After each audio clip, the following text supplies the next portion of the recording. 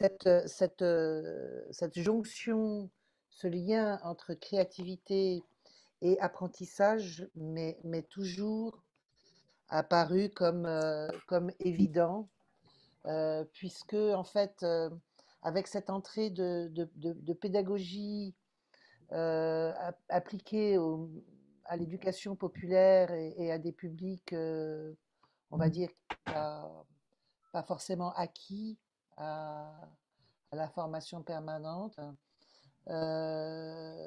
j'ai pratiqué ce qu'on appelle la pédagogie de la découverte. Et puis c'est après que j'ai rencontré la créativité comme ça, hein, en créativité appliquée, délibérée. Et je me suis dit, mais c'est fou, quoi, c'est fou comme ça, c'est proche, ça s'apparente. Et comme Monsieur Jourdain, quoi, hein, c'est-à-dire, dans ma pédagogie, je fais de la créativité sans le savoir. Voilà. Donc,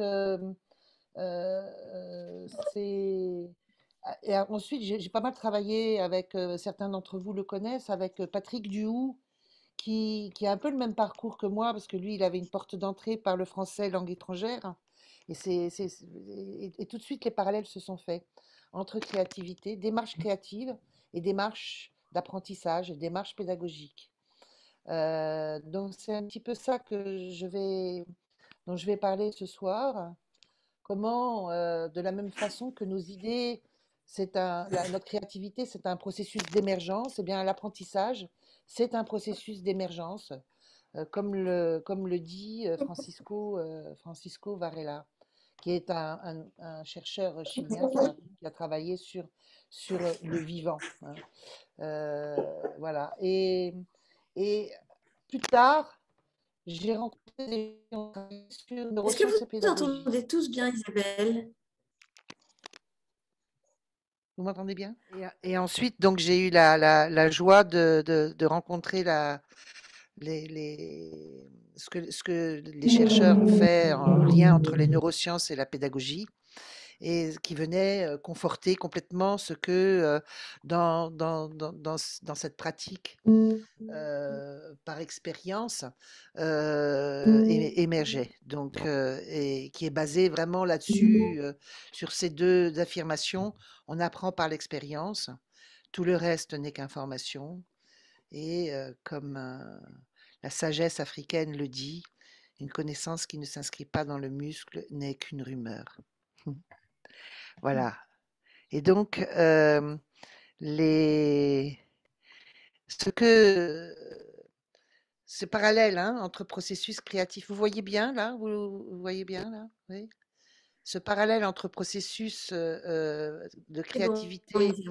et processus d'apprentissage, bon, il y a un petit peu beaucoup de contenu, hein, là-dedans. On va pas rentrer dans le détail, mais grosso modo, hein, on a la même chose quand on part en créativité pour de l'innovation ou de la facilitation en, en team building, etc. Il faut déjà s'approprier le défi.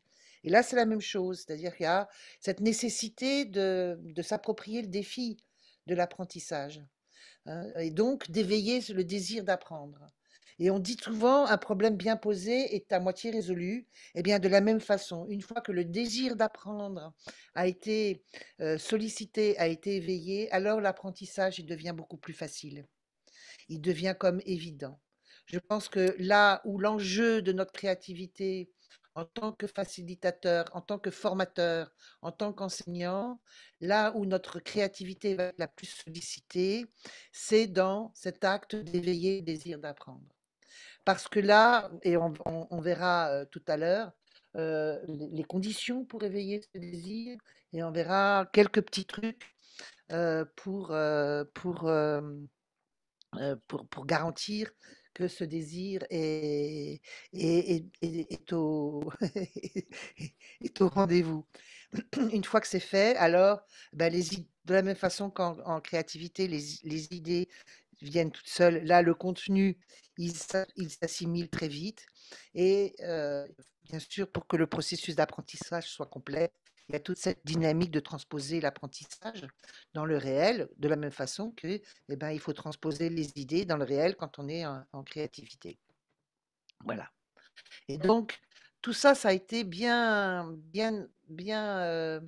conforté par les travaux, notamment d'Antonio Damasio, sur la fonction clé que joue le corps, la fonction clé que joue l'émotion dans l'apprentissage.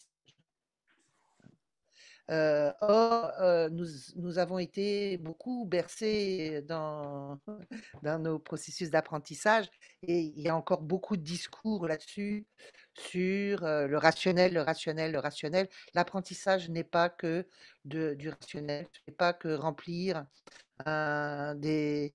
Voilà, ça a beaucoup à voir avec la connexion neuronale, ça a beaucoup à voir avec un certain nombre de,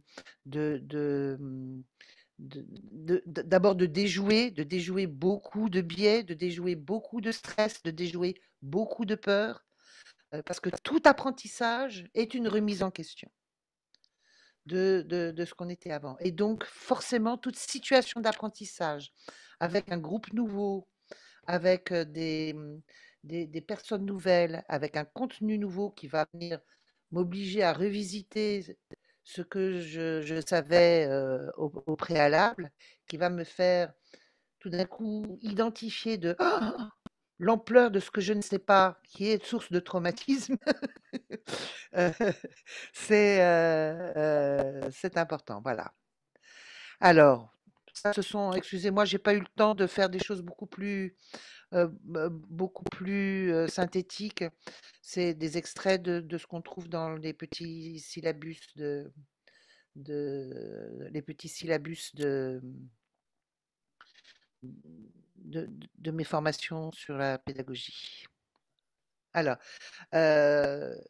et ensuite, il se trouve que j'ai eu la chance de travailler un peu avec un neuropédagogue qui s'appelle Daniel Fabre et qui a beaucoup travaillé sur les motivations à l'apprentissage et aussi sur la violence à l'école. Et il relie les deux. Il relie la violence à l'école et le fait qu'il n'y ait pas de motivation à l'apprentissage. Voilà. Voilà. C'était l'introduction. Donc, on va rentrer maintenant dans le cœur du sujet et donc dans toutes ces conditions pour créer le désir d'apprendre. Alors, je vais proposer à Nathalie de nous mettre en petits sous-groupes et je vous explique pendant ce temps-là. Voilà, vous allez être en sous-groupe de 3 et ça s'appelle 60 secondes d'amour. C'est-à-dire que chacun va faire une déclaration d'amour pendant 60 secondes. Mais ça peut être j'aime le chocolat, j'aime mon chat, j'aime ma grand-mère, j'aime la Sicile, j'aime le pont à côté de chez moi, j'aime mes baskets rouges, j'aime. Voilà. En continu, en continu, en continu, j'aime. Pendant 60 secondes, au sein de chaque sous-groupe, il va y avoir quelqu'un qui va mettre le timer. Et donc, une fois que les 60 secondes sont terminées, c'est quelqu'un d'autre qui passe et qui fait son j'aime, comme ça. Toc, toc, toc, toc, toc. Comme en écriture automatique, mais là, c'est en impro automatique. Voilà, donc vous avez 3 minutes en auto-chronométrage au sein de chaque sous-groupe, avec rotation automatique des participants, et on se retrouve dans 3 minutes et demie, le temps que les groupes se mettent en place. Alors, c'est Donc, parti. C'est vraiment 3 minutes monte en main et vous serez ramené à la fin des 3 minutes. C'est parti. Voilà. Alors, qu'est-ce qui s'est passé? Très rapidement, un mot, 2 mots. Sourire. Rapide. Rapide. Chouette. Le temps. Poétique. Rebond. Rebond, ouais. Stimulant. Quand ça réveille. Dynamique. Courir. Courir. Ouais, des points communs aussi. Des points communs. Ça rebooste. Ça rebooste. C'est joli, c'était poétique. Poétique. Oui. Joie. Joie. Voilà. Tout à l'heure, on débriefera parce que je vais vous lancer tout de suite avec le même groupe dans une autre activité. Avec un aussi frustrant parce que ça sera 4 minutes. Mais voilà. Hein, donc, là, on a notre petit logo, c'est le tapis d'éveil. Hein, c'est le tapis d'éveil, là, le tapis de jeu. Donc, dans ce tapis de jeu, vous allez vous retrouver avec le même groupe et vous allez lister ensemble le maximum de questions que vous vous posez sur la pédagogie. En paraphrasant le film de Woody Allen, tout ce que vous avez toujours voulu savoir sur le sexe sans jamais oser le demander, nous allons faire tout ce que vous avez toujours voulu savoir sur la pédagogie sans jamais oser le demander. Donc, une liste exhaustive, maximum en 3 minutes. Et vous aurez 1 minute avant de revenir au groupe pour choisir les 3 questions les plus surprenantes, les plus originales. Et ces 3 questions, vous allez les mettre dans le chaton. Ce que j'appelle le chaton, c'est pour pas dire le chat. Hein, Ah. donc, le discussion. D'accord. C'est bon? Ok. Donc, Donc, 3 minutes. bon, les mêmes groupes. Une. Ah, c'est trop rapide. Ouais. Oui, c'est rapide. Pourtant, On a eu le temps de. on n'a pas perdu de temps pourtant. Vous avez fait la liste au moins? Vous avez fait au moins Ouais, la liste? je la mets dans le chat. Voilà. Ah, Caroline, te Les 3 voilà. petits. Bonjour Isa. Bonjour. Alors, c'est pas grave, on va le faire à la volée. La phrase dans chaque sous-groupe qui vous a paru la plus rigolote, la plus surprenante, voilà, qui sort un peu des sentiers battus, c'était laquelle? Votre question pépite. Votre question pépite, c'est joli. Alors, on a, Isabelle, comment les neurosciences peuvent être utiles à la pédagogie? Ouais. Voilà, c'est une question. On a la pédagogie. Est-ce que ça s'apprend? Selon la pub, c'est quoi? Ça se met où? Alors, j'ai pas la fin. Est-ce que la pédagogie dépend de la culture? Comment connecter des gens qui sont connectés à leur téléphone? Quel est le temps maximum de concentration en présentiel et en ligne? Pourquoi apprendre? C'est toujours répondre à des questions. Et puis, comment rester en mouvement? De Hélène Anelza. Comment rester en mouvement? Ensuite, on a comment susciter l'attention et comment motiver dans des publics très particuliers et comment évaluer sans générer de stress. On a aussi pourquoi ne fait-on pas des études de pédagogie comme on fait des études de philo? Pourquoi apprendre n'est pas rigolo? Quel est l'environnement, espace optimal à l'apprentissage? On a à quoi ça sert? Pourquoi quand on aime apprendre, on devient addict? Pourquoi être toujours pour apprendre? À quel point faut-il mettre les apprenants en mouvement selon le public? Pourquoi apprendre, ce ne serait pas toute la vie? Pourquoi apprendre génère du stress? Quel est le rôle de l'interculturel, des différences d'apprentissage selon les cultures? Pourquoi le saugrenu ne fait pas partie de l'apprentissage? Comment éveiller l'empathie? Est-ce qu'on va répondre à toutes ces questions, Isa?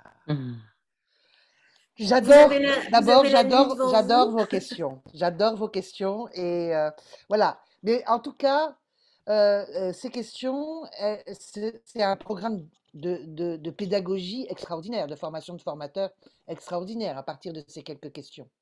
Alors, je vais répondre à quelques-unes dans le courant de ce mini, de ce webinaire en temps contraint. Hein, mais en tout cas, on peut dire que déjà que ce sont des questions extraordinaires. Alors, je vais déjà répondre à la question posée par les neurosciences. Là. Comment les neurosciences nous donnent un éclairage intéressant sur l'apprentissage. Alors, je vous ai parlé tout à l'heure de Daniel Fabre. Hein. Lui dit que en fait, je vais rester là-dessus. Pour éveiller, pour apprendre, on se repose sur 3 types de motivation chez la personne qui apprend. La première garantie, c'est ce qu'il appelle la motivation de sécurisation. C'est-à-dire, il va falloir que l'apprenant soit dans se sente sécurisé, se sente rassuré, c'est-à-dire que tout l'effort du formateur ou de l'enseignant doit porter sur baisser le niveau de stress. Alors, je reviendrai dessus. Deuxièmement, deuxième motivation sur laquelle on va pouvoir s'appuyer. Donc ça, la première, c'était sécurisation.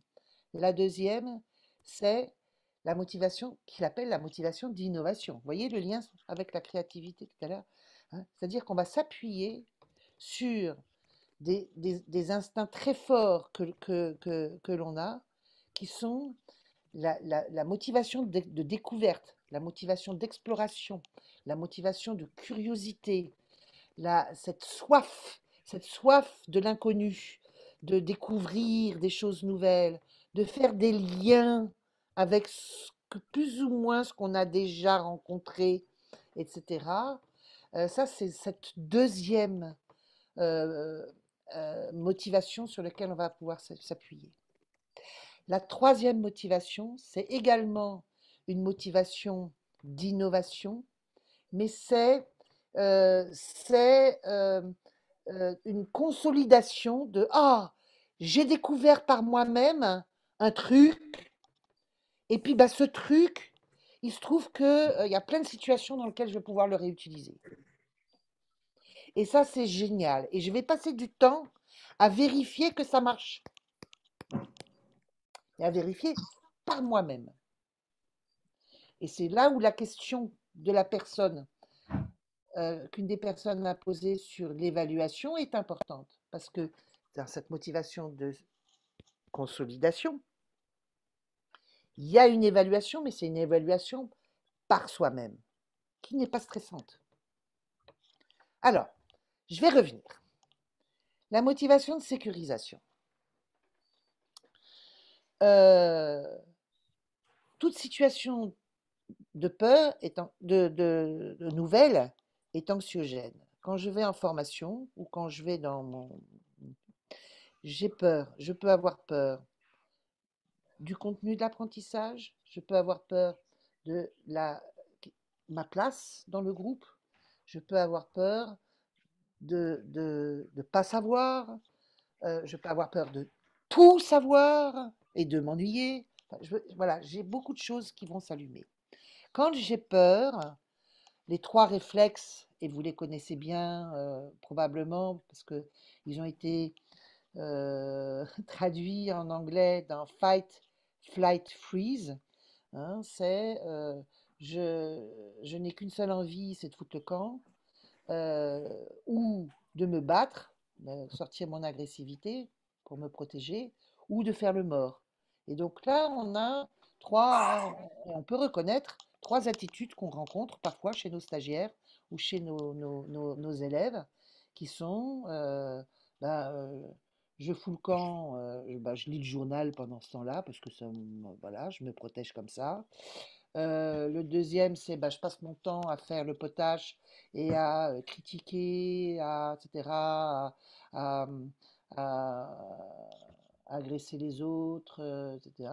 Et le troisième, c'est fight, fly, freeze. Freeze, je dors. Voilà, je dors.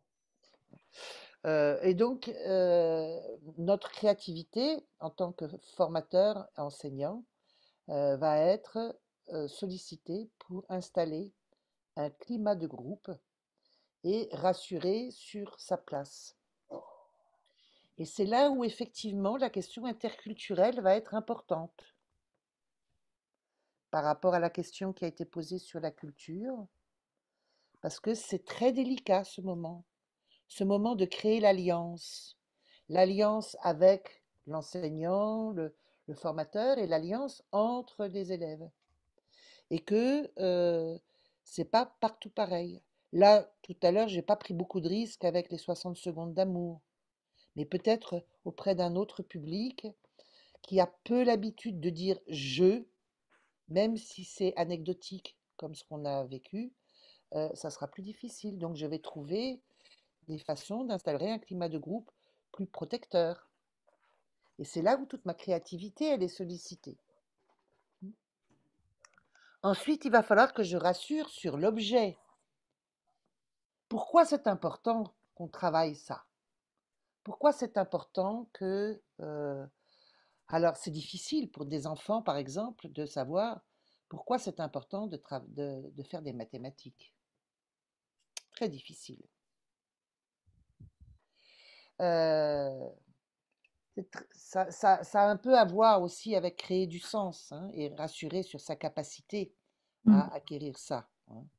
Et par exemple, moi qui suis intervenue en école d'ingénieur, je réalisais que ces élèves n'avaient aucune idée de ce que c'était qu'un ingénieur. Donc ils partaient pour 3 ans et ils réalisaient que ce qu'était qu'un ingénieur quand en seconde année, ils faisaient leur stage avec des ingénieurs. Ben, quand même, ça fait 1 an et demi quasiment d'études sans qu'ils sachent ce qu'est un ingénieur, hein. À tel point que quand en première année, on leur faisait rencontrer des ingénieurs, etc., et pour justement créer ce lien, ils agressaient les pauvres anciens élèves de l'école des mines et de l'ENSICA qui venaient sur des questions qui n'avaient rien à voir, etc. Et donc, on a dû préparer des questions, quelles sont toutes les questions qu'on a envie de se poser, le même exercice que ce que vous avez fait, tout ce que j'ai toujours voulu savoir sur le métier d'ingénieur sans jamais oser le demander. Et on a donc préparé cette rencontre avec les ingénieurs, on les a classés, et ensuite chaque élève était responsable d'une question à poser quand ils allaient rencontrer les ingénieurs. C'est-à-dire qu'il faut parfois créer des représentations. Et c'est là où on peut apporter des films, on peut faire des rencontres, on peut inviter à lire un article, etc., pour avoir un objet de représentation commun qui va nous permettre de créer du sens dans cette matière. Ça peut être aussi le moment de purger. Je me rappelle avoir fait une formation, une pré-formation aux approches techniques et scientifiques avec des jeunes femmes qui étaient parties dans des modules de formation plus généralistes. Et c'était le ministère de la condition féminine qui, à l'époque, avait proposé cette formation.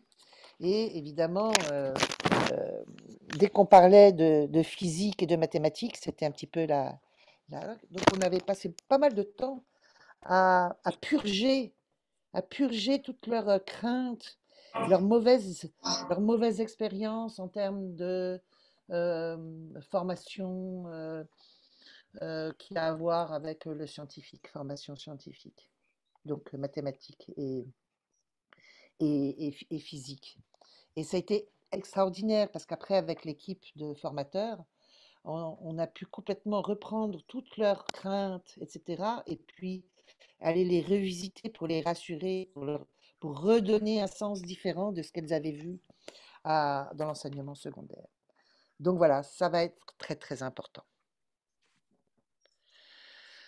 Alors, il y a le fight, fight, freeze, et puis je vais redire aussi sur sa place, c'est aussi le lieu.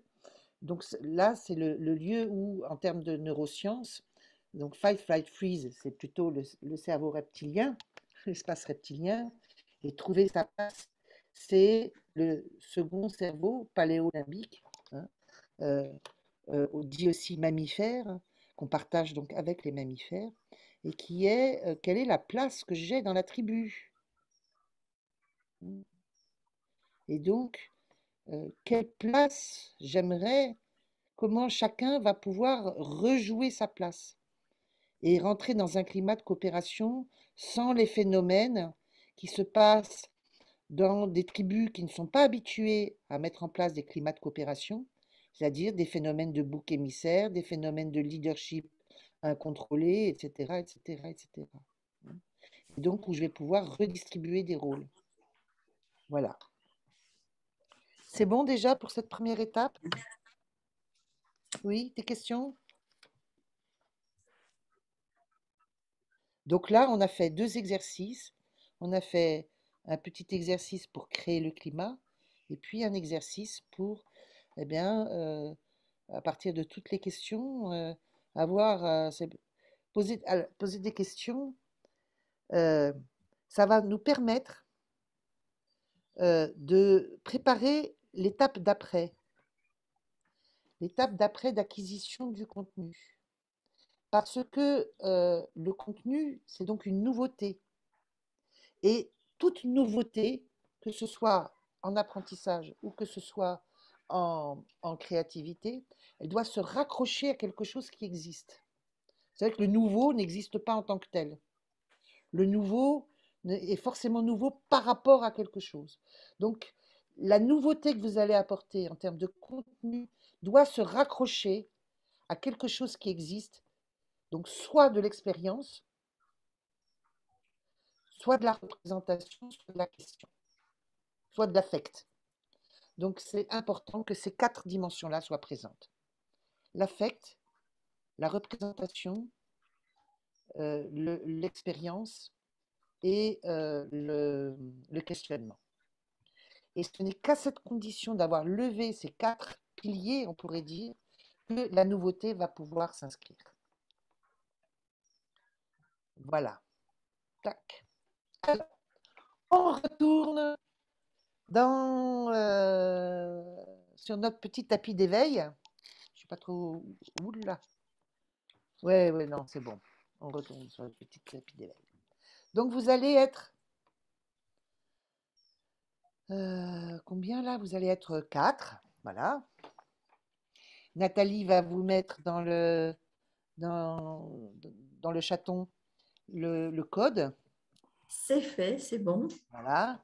Et donc, il va s'agir d'un petit jeu où vous allez, avec la roue de la fortune, tirer au sort 6 mots par groupe dans votre sous-groupe. Et avec ces 6 mots imposés, vous allez rédiger le manifeste de la pédagogie créative avec la contrainte de ces 6 mots. Quand on dit manifeste, c'est un écrit qui a l'énergie, c'est un écrit revendicatif, c'est un écrit, vous voyez, hein, c'est pas une définition du littré. C'est nous manifestons pour la pédagogie créative, voici ce que nous avons à dire. Et donc, rendez-vous dans 5 minutes où vous aurez recopié sur le chaton votre manifeste. Bon, en fait, vous aurez un tout petit peu plus que 5 minutes, mais allez, c'est parti. Non, ils auront 5 minutes. Voilà, c'est parti. Allez. Et alors, on y va à la volée. Allez, un peu de lecture à la volée. Si vous n'avez pas eu le temps de les écrire, c'est pas très grave. Ah, on a quelque chose dans le chat. On a Oyez, médecin, clown, figure d'autorité, ouvrez des portes vers les nuages de la créativité. Ouais. Ah oui. On a avoir toujours faim pour arrêter d'avoir des formateurs qui servent de gendarmes, qui osent s'inspirer de l'esprit du clown, déployer la richesse que chaque humain a entre les mains pour actionner les poignées de la créativité et faire enfin péter les bouchons. Eh ben, dis donc, ça nous fait 2 beaux manifestes. Allez, encore un. Qui en a écrit ou pas écrit, oral? Ah, joli. Afin d'allumer les étoiles dans votre esprit et réveiller vos émotions, la pédagogie créative n'a ni besoin de gendarmes, ni de médecins. Le soleil fera naître et fera scintiller les névés pour enjouer ce carnaval qui s'ouvre. Qui lit la suivante? La pédagogie créative est une respiration face à nos horizons de pensée trop bouchés. Oula!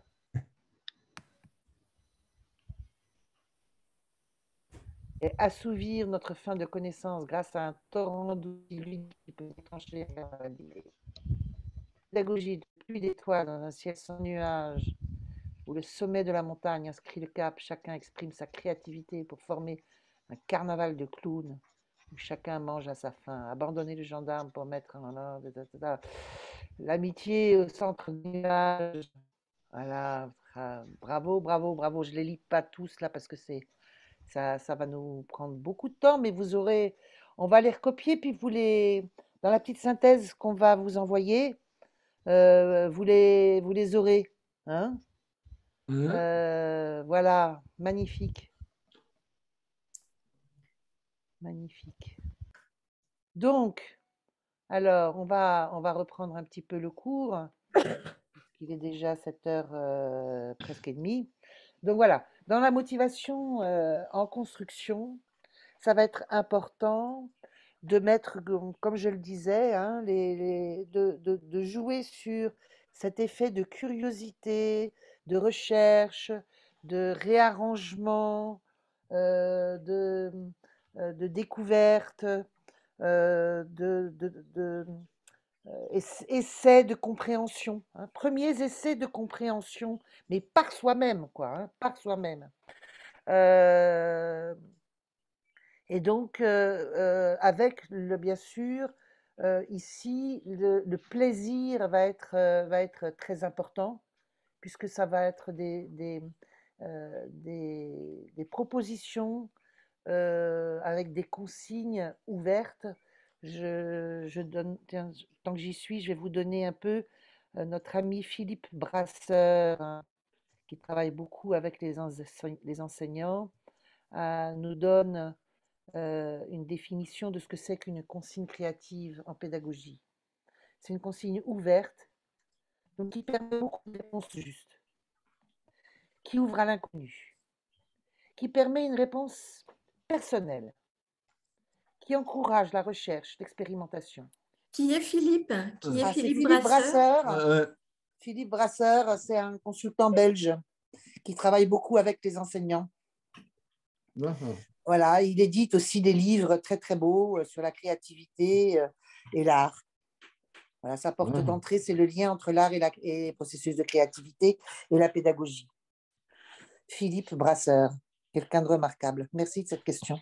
Et il fait aussi de la facilitation graphique. Oui. Les sketchnotes. Voilà, donc on a fait motivation d'innovation en construction. Maintenant, on va pouvoir revenir sur notre petit tapis d'éveil. Ok, celui-là.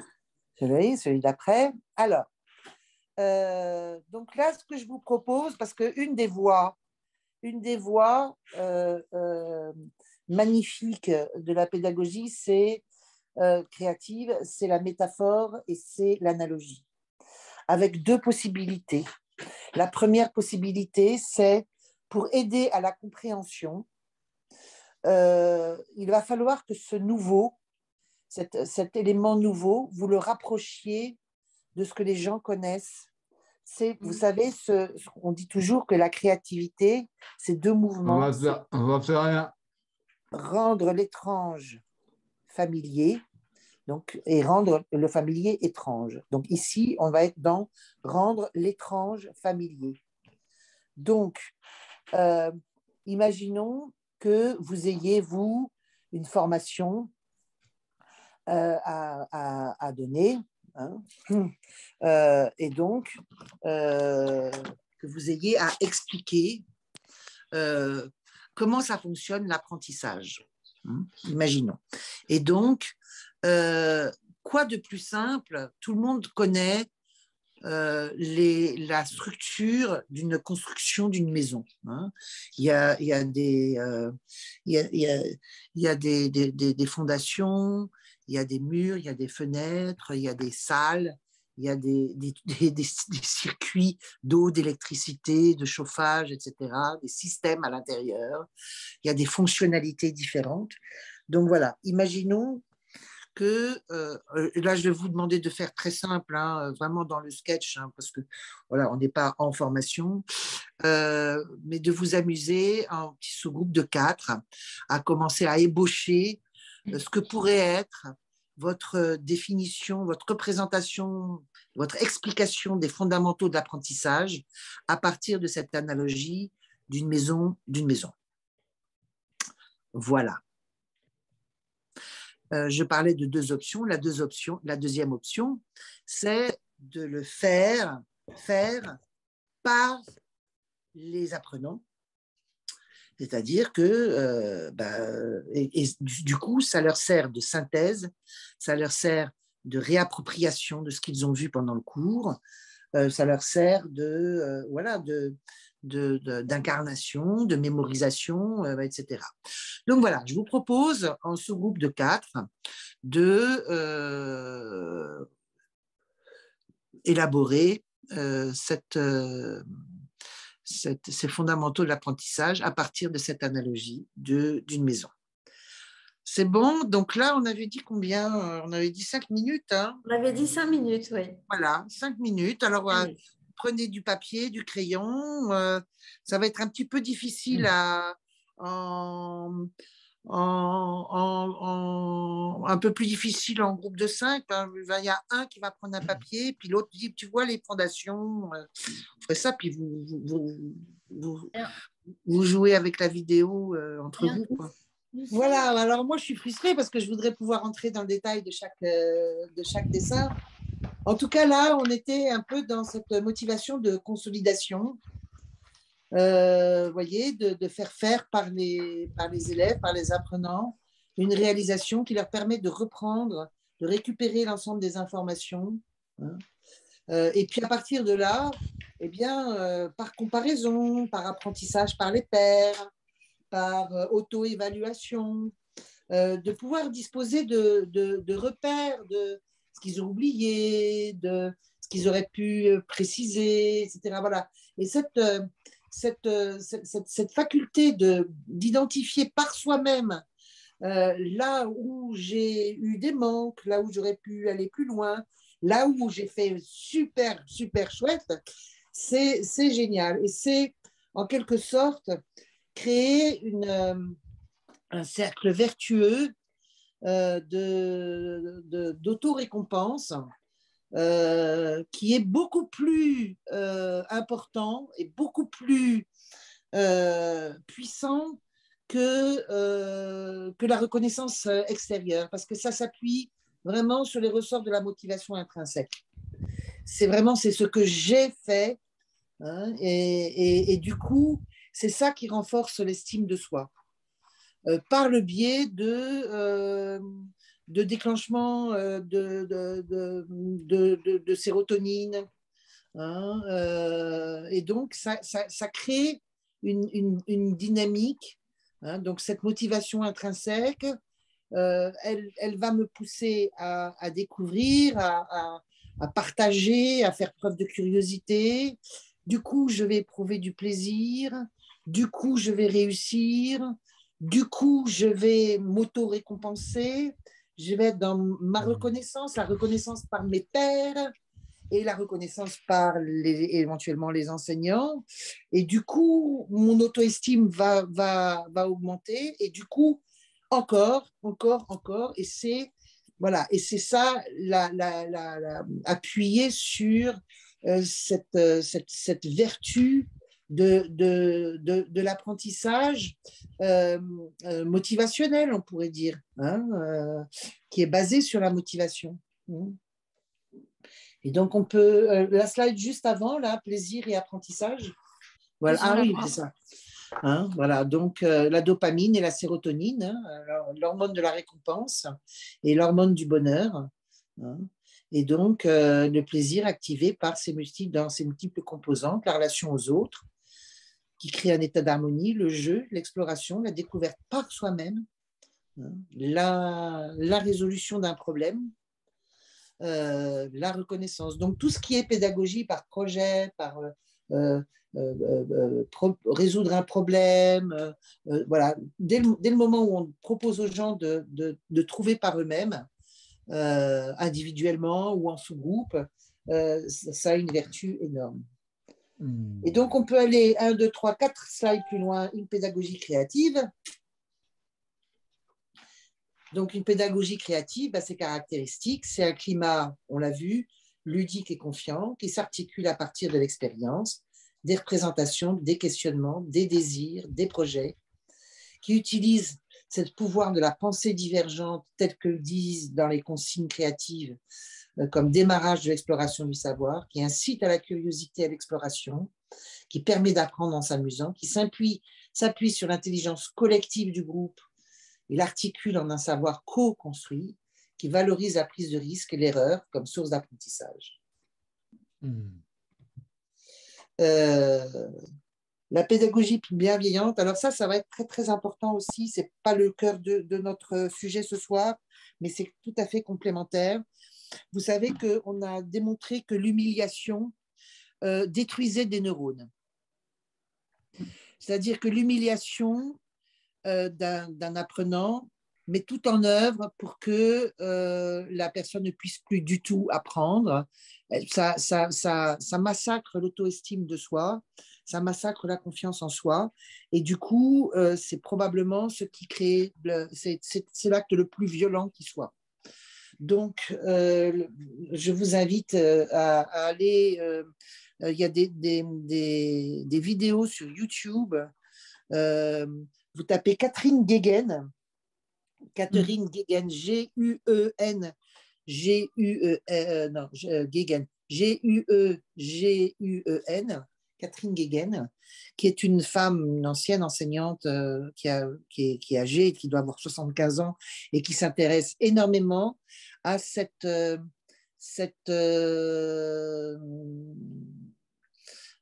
ce champ qui s'appelle les neurosciences affectives, qui ne sont pas du tout développées en France, qui sont développées aux États-Unis, mais pas du tout en France, et qui fait le lien entre toutes les capacités d'apprentissage au sens large du terme, hein, pas simplement scolaire, mais bon, en fait la croissance, la formation de l'individu, hein, la formation de l'individu, la formation de l'identité avec les liens affectifs.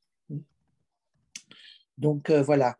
Mais nous reprenons parce que de toute façon, c'est presque la posture créative, hein, la confiance inconditionnelle dans le potentiel, revenir aux sources de ce que c'est que veiller sur, c'est poser des limites, mais c'est mettre un cadre sécurisant, accompagner quelqu'un dans l'effort, valoriser l'effort comme dépassement de soi. Donc, ce n'est pas du tout forcément de l'apprentissage facile, hein. C'est oui, c'est difficile. Et quand tu auras réussi, parce que tu vas réussir, tu verras comme ça sera chouette.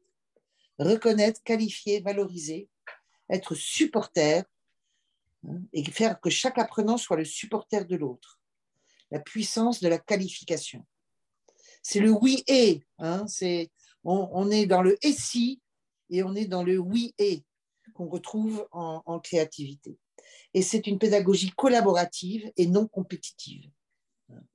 Le pire qui soit, c'est la comparaison. Donc, vous voyez, on est très, très loin de ça dans nos modes éducatifs, en tout cas en France. Pour résumer, voilà un modèle que j'ai appris. Je suis formatrice en éducation biocentrique.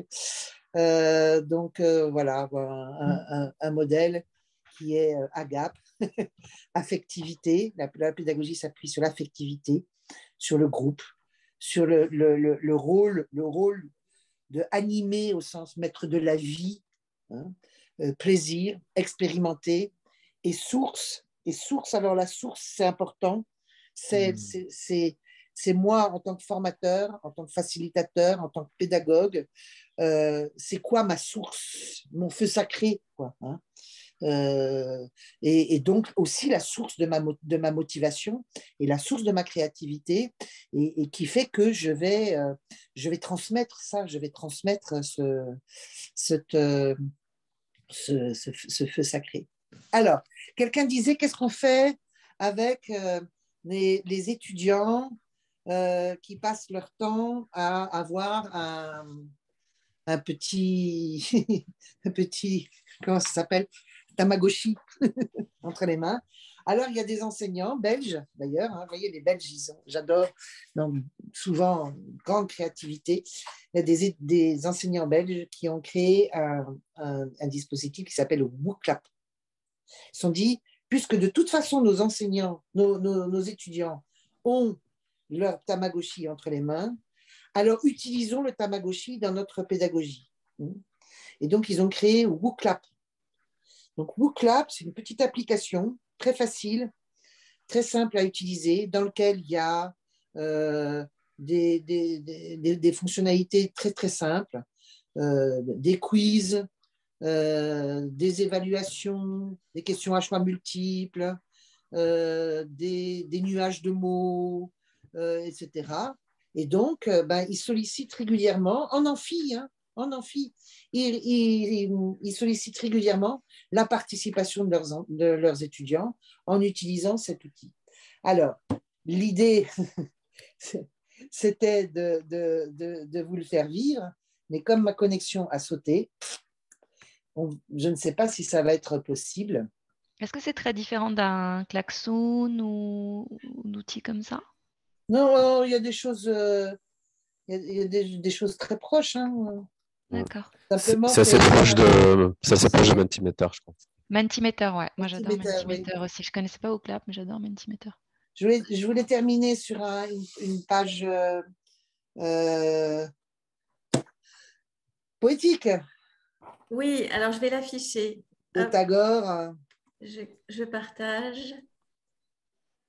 Non, il n'est pas en ton pouvoir de faire éclore le bouton. Secoue-le, frappe-le, tu n'auras pas la puissance de l'ouvrir. Celui qui fait éclore une fleur travaille si simplement, il y jette un regard et la sève de vie coule dans ses veines.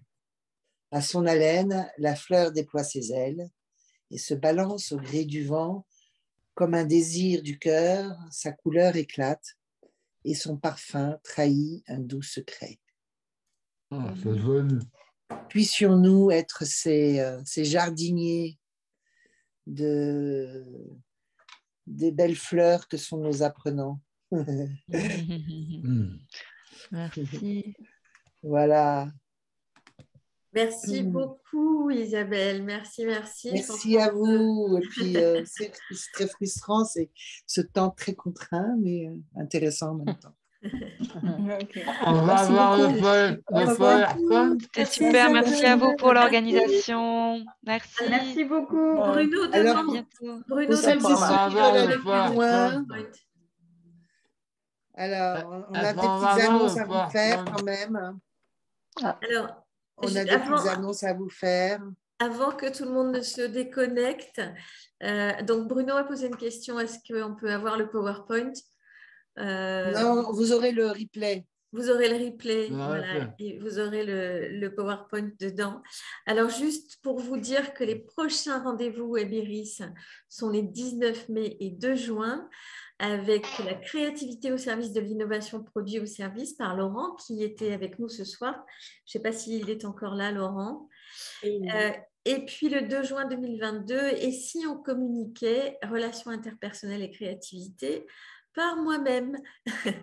Donc, voilà, juste Iris en créativité en quelques mots pour ceux qui nous connaissent peu ou pas.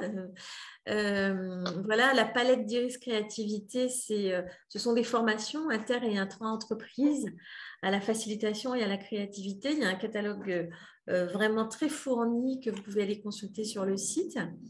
Ce sont des formations certifiantes de facilitateurs en intelligence créative et collective, des facilitations intra-entreprises en recherche créative, des hackathons créatifs en commando. Certains d'entre vous ici présents ont déjà participé à ce genre de choses.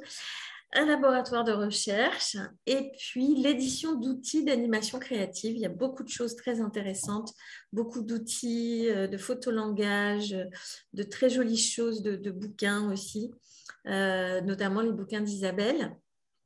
Alors, un petit rappel pour sur les trois leviers. Tu laisses parce que comme il est un petit peu tard, ouais. Mais par contre, peut-être on va directement sur celui-ci, là, oui, le dernier. D'accord. Oui. Alors, pour ceux qui souhaitent aller plus loin, eh bien, vous avez les parcours essentiels avec notamment un parcours qui s'appelle « Former avec une pédagogie active et créative » que nous vous recommandons évidemment à la suite de ce webinaire. Et puis, quelques-unes des formations en lien avec ce thème, les clés du fonctionnement créatif, les cartes mentales, les photolangages, cartes projectives et relance visuelle, brise-glace et jeux de constitution de groupe. Et puis surtout, voilà, sur les clés du fonctionnement créatif les 6 et 7 octobre, pour ceux qui ne connaissent pas Iris, Donc, il y a une offre découverte à travers ce module de moins 15% pour ceux qui voudraient venir travamuser, comme aime à le dire Isabelle, avec nous. Nelly, qui est ici en photo, vous répondra avec un sourire toujours constant chez Nelly, répondra à toutes vos questions. Voilà pour cette rapide conclusion. En tout cas, je vais arrêter mon partage, qu'on puisse se voir pour ceux qui restent encore. Et puis, merci encore à toi, Isabelle, parce que c'est passionnant de continuer à explorer, à chercher comment mettre de la créativité un peu partout dans la vie et en particulier dans les apprentissages, parce que ça les rend tellement plus agréables et fun et tellement plus riches. Et tu nous prouves ce choix. Voilà. Tu peux mettre la truc globale que je vois un petit peu tout le monde? Alors, j'ai affiché... tu as affiché. J'ai affiché, genre, je ne sais pas si... Mais si tu n'es pas en galerie, tu ne pourras pas voir tout le monde. Je ne suis pas en galerie, oui. Voilà. En tout cas, grand merci à vous. Vous avez bien participé. J'ai vu que le chat était bien rempli. Et au plaisir de vous recroiser ici et là chez Iris. Merci beaucoup. Merci beaucoup. À tout bientôt. À tout bientôt. Au revoir. Au revoir, au revoir.